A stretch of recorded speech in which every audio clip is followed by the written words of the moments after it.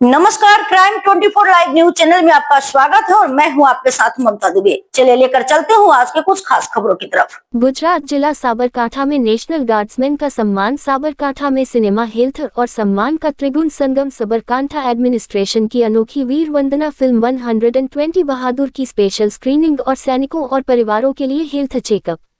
सैनिकों के समर्पण को मान्यता, एडमिनिस्ट्रेशन का सम्मान, नेशनल गार्ड्समैन का कनेक्शन एक नई पहल से मजबूत हुआ। साबरकांठा 24 नवंबर 2025 देश के बहादुर सैनिकों के प्रति न सिर्फ ड्यूटी बल्कि सहानुभूति और आभार जताने के नेक इरादे से Sabarkantha district soldiers welfare board के चेयरमैन और डिस्ट्रिक्ट कलेक्टर ललित नारायण सिंह सिंधु ने एक बहुत ही नई पहल की है।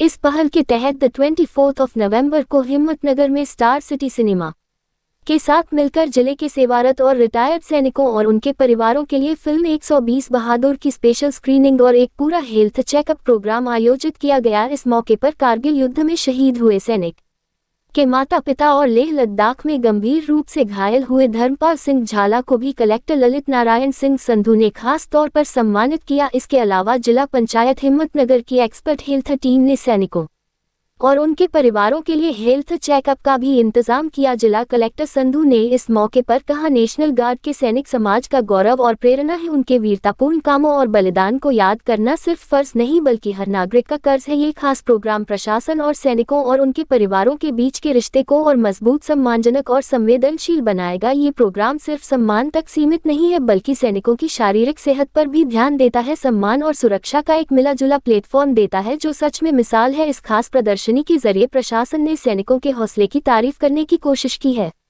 इस मौके पर district development officer Harshad Vora, district superintendent of police Parthraj Singh Gohil, social leader Gopal Singh Rathore, district soldier welfare and problem solving committee के मेंबर और एडमिनिस्ट्रेशन के दूसरे अधिकारी मौजूद थे।